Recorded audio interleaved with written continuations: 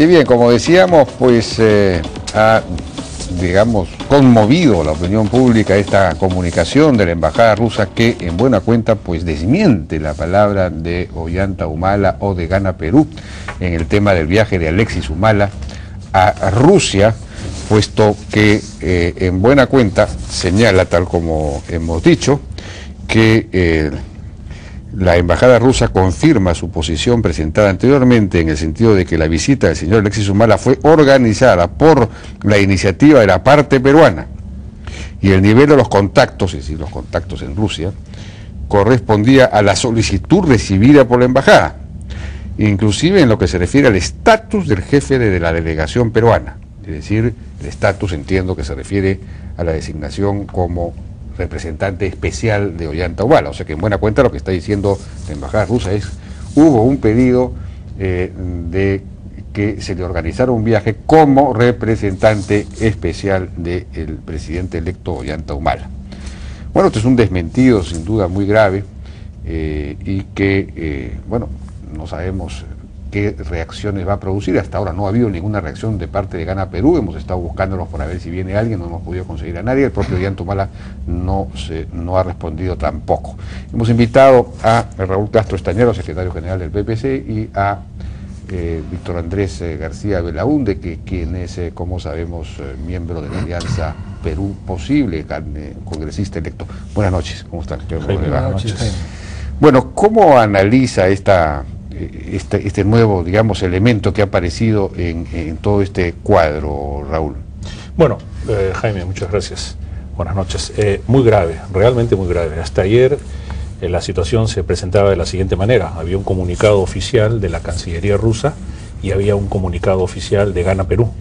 Teníamos que hacer fe en los dos comunicados, porque se supone que son instituciones serias y representativas.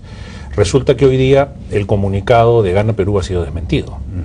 Sí fue organizado por Gana Perú y hubo una misión enviada por Gana Perú, debidamente autorizada, digamos oficialmente del punto de vista del partido, organizada, que fue a tratar determinados temas.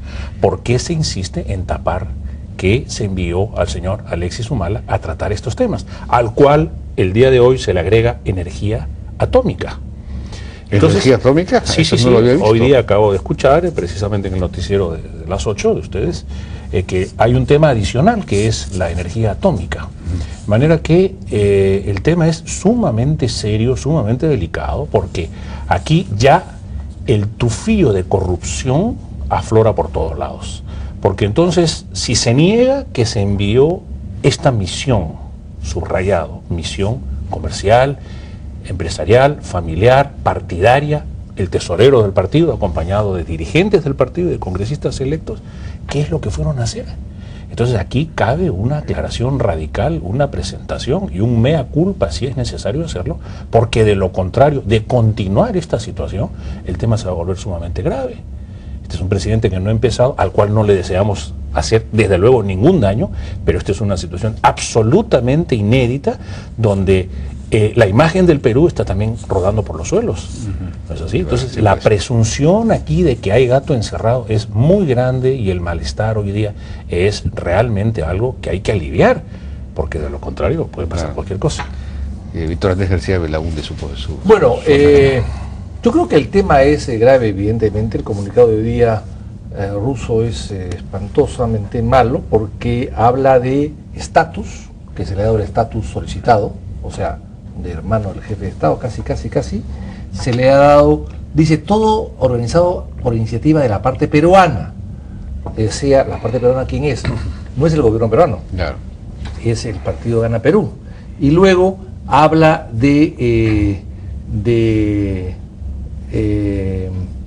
por iniciativa, y se han hecho los contactos y la solicitud fue recibida por la embajada. Entonces, yo creo que acá esto ha desmentido evidentemente el comunicado de Gana Perú, que ha sido un error haberlo hecho de esa manera. Creo que ha estado Ollanta Humala mal asesorado, y la gente alrededor de Ollanta me parece que no está a la altura de las circunstancias, porque a veces el comunicado preocupa más del mismo error del viaje. Y esto le hace perder puntos a Humala. Esto es un poco como una novia que está camino al altar y que pierde la virginidad en el camino. Entonces al final no sabes qué hacer. Entonces yo creo que se ha perdido esta tranquilidad y esta confianza que podía dar un gobernante que recién ingresa y que había hecho grandes esfuerzos por tratar de corregir la desconfianza que había hacia él y que ahora tiene que volver a empezar casi de foja cero. Ahora, esto yo creo que es muy grave, es cierto, pero tampoco hay que insistir mucho en el tema, porque acá está de por medio las relaciones entre dos estados, entre el Perú y Rusia, que es un estado muy importante. Claro, ya no es la Unión Soviética de antes, no es el epicentro de medio mundo, pero evidentemente sigue siendo un país sumamente importante. Hay relaciones comerciales fluidas con la Unión, con Rusia hoy día, y esto perjudica las relaciones que no deberían perjudicarse nunca, más bien deberían tratar de limar asperezas para poder llegar a un buen entendimiento en el futuro. Este embajador en Lima, para que pueda haber hecho esto, es un hombre de 40 años en el servicio diplomático ruso, es un hombre que ha sido embajador ante las Naciones Unidas, es un hombre de mucha experiencia. Y este comunicado evidentemente ha sido hecho en Lima con el visto bueno de la Cancillería en Moscú. Claro. Entonces, esto deteriora ambas relaciones. Entonces yo creo que tenemos que abogar para que las relaciones vuelvan a su normalidad. Ahora, y que Humala haga un gran esfuerzo por mejorar la calidad profesional de la gente que lo asesora. ¿Qué habría llevado entonces a Ollanta Humala o a Gana Perú a negar lo que la embajada rusa afirma? Es decir, que fue propio Gana Perú el que solicitó el viaje y además como representante especial de Ollanta Humala, porque es lo que están diciendo los rusos. ¿Por qué negarían esto? Bueno, eso es precisamente lo que quisiéramos saber. ¿Por qué lo niegan y por qué esta actuación de Ulises Humala de complicidad? Alexis Humala, de complicidad o en todo caso de simulación. Yo estaba en Montenegro y me llamó el canciller ruso, al importante señor Alexis Humala, veraneando en Montenegro, lo llamó el canciller ruso porque lo consideraba muy importante y porque sabía que era hermano del presidente. O sea, una actitud absolutamente simulada que revela indudablemente que aquí hay algo que se está escondiendo, porque si no, el comunicado hubiera sido de naturaleza distinta, hubiera dicho sí, nosotros enviamos al señor Alexis Humala con la intención de explorar qué es lo que estaba sucediendo, pero resulta que el primer comunicado de la Cancillería rusa no es una exploración, dice hemos llegado a preacuerdos en estas materias, al que hoy día se agrega energía nuclear. Entonces es ahí donde surge... En el tema pesquero se habla de preacuerdo. En el tema pesquero se habla de preacuerdo de 400.000 toneladas al año. Sí. Y en el de Gazprom se habla de, que se han discutido ideas de proyectos de inversión conjunta. Efectivamente, ¿no? ¿Por qué el señor Alexis Humala, tesorero del partido, por qué no ha concurrido la gente de plan de gobierno? ¿Por qué no ha concurrido el que podría ser su ministro o su viceministro de minería o de energía, o de pesquería, de producción, etcétera, etcétera? O sea, hay una serie de interrogantes aquí que no han sido aclaradas y que tienen que ser aclaradas a la brevedad. Todo esto no hace otra cosa más que complicarles el panorama a los miembros de Gana Perú, al comité ejecutivo y al nuevo gobierno, ¿no? Sin lugar a dudas. Esto tiene que aclararse a la brevedad posible. Después de este comunicado de la Unión Soviética, de Rusia, yo creo que lo importante no es las relaciones entre el Perú y Rusia, esas están intocables. Aquí hay una relación entre un partido político que no ha juramentado en el gobierno todavía y la Cancillería rusa. Aquí lo importante es que la opinión pública en el Perú sepa exactamente qué es lo que ha pasado, qué es lo que se ha ordenado, a qué se le ha enviado y cuál ha sido el temperamento del señor Alexis Humala. Otro tema son estos acompañantes, estos tres acompañantes que formaban la comitiva del señor Alexis Humala, cuyo elemento común es huánuco. Todos son huanuqueños, incluso vinculados, por lo menos uno o dos de ellos, al presidente regional, al señor Picón. ¿Qué puede haber ahí? Yo entiendo un poco el castigo de Raúl, no comparto su radicalismo en tratar el tema. Creo que sí se dañan las relaciones con Rusia, por supuesto que sí, porque acá se le ha recibido, ellos se sienten engañados. Acá el comunicado dice que se le ha dado estatus de máxima autoridad del gobierno como hermano del presidente. Acá sí se le ha dado ese estatus porque él lo solicitó y iba en esa representación. Cuando se ha dicho que no se sabía y que ha ido casi de un viaje particular, Rusia se siente afectada, se siente engañada. O sea, esto daña las relaciones con Rusia. Me parece que este es un tema que hay que bajarle un poco el tono para que las relaciones con Rusia no se malogren de aquí hacia adelante, que me parece que esto ya lo estamos hablando, porque insisto, ese es un comunicado con el visto bueno de la Cancillería en Moscú, no es un comunicado alegre y suelto, por un lado. Por otro lado, los acompañantes, bueno, han ido todos invitados, parece, por la compañía del gas, inclusive, según las versiones. Pero eso es bueno que vayan, digamos, futuros funcionarios peruanos invitados y pagados por aquella entidad con la que se va a hacer negocios. Bueno, ese es evidentemente no. Ese es un tema ético, es un tema ético fundamental. Por lo menos en el APRA hemos visto que había disciplina inclusive para los actos de corrupción. Aquí parece que se han desbocado. O sea, quieren hacer negocio propio sin ningún tipo de consideraciones ni de orden, ni de órdenes de ideas, por lo menos. O sea, yo creo que esto es una iniciativa privada, muy privada, que se ha negado absurdamente, porque en todo caso el presidente electo puede mandar misiones a todas partes para invitar a delegaciones extranjeras a que vengan al Perú. Eso se puede hacer. El tema es haberlo ocultado y haber extralimitado la delegación, y no solamente un contacto, sino además en ofrecer una serie de negocios que inclusive no puede hacerlo, porque ofrecer el mar de Grau es imposible. El mar de Grau, las bolicheras sobran, hay una sobrebodega, hay un sobrestock de sobrebodega, y hay ganas de echar a pique algunas bolicheras porque ya sobran la capacidad de almacenaje de los pescados que se capturan. Así que yo creo que hay que bajar el tono, y finalmente en esto está en juego también un poco un gobierno que recién empieza.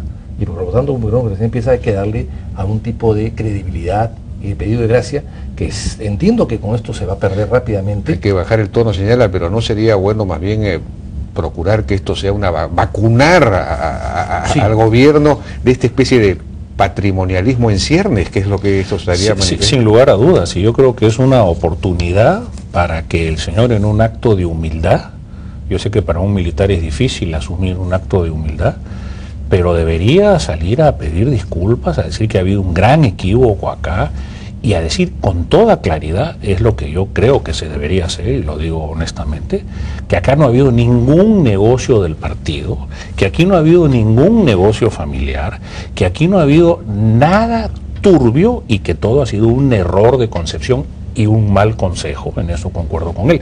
No se trata de radicalismo, Jaime, se trata de una situación completamente inédita, donde las cosas que podrían haber sucedido o estar sucediendo son sumamente graves. Puede haber actos de corrupción, como por ejemplo, ¿sabes qué? Aquí va el señor Alexis Humala, negocien con él, después irán los ministros, los funcionarios, pero el que va a decidir es el enviado, el señor Alexis Humala. Esa es una presunción a ultranza que cualquier fiscal debería asumir a la luz de lo que estamos viendo.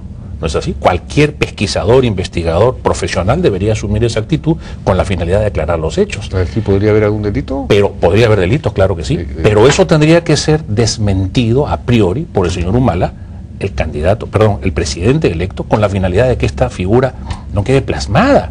Lo que la opinión pública en este momento siente, y eso no es ningún radicalismo, reitero, es que aquí hay algo turbio sobre la mesa, y que el señor ha ido a hacer un negocio particular, familiar o partidario, pero que no son los intereses del Perú los que están representados. Y dicho sea de paso, por más electo que sea, no son los estados los que han estado sentados en la mesa. Es el partido Gana Perú, con un enviado que hasta ahora no sabemos si es verdad o no es verdad, debe ser verdad porque la Cancillería no va a mentir, con el señor o los delegados, los estadistas rusos. ¿Algo para terminar? Yo creo que evidentemente es un error por ignorancia, por desconocimiento, por falta de experiencia, por impericia. Falta de experiencia, sin lugar a total. dudas, sí. El comunicado de Gana Perú me parece que ha sido un poco o gran parte de la causa de este asunto. Es la preocupación mayor inclusive, porque los errores se pueden cometer, pero cuando se cometen desde el partido ganador son más graves. Pero en todo caso me parece que es un gobierno que debe empezar, y hay que darle todo el apoyo para que se pueda asentar y manejar bien, porque finalmente está en juego el bienestar y el progreso del país. Y que aprenda las lecciones también, Jaime, ¿no? Porque sí, claro, tampoco se trata, estoy de acuerdo en que hay que apoyar a un gobierno que recién se inicia, eso me parece lógico, es un acto democrático, civilizado, pero no puede empezar así. Sí, pues. No puede empezar entre nubarrones y tormentas, ¿no?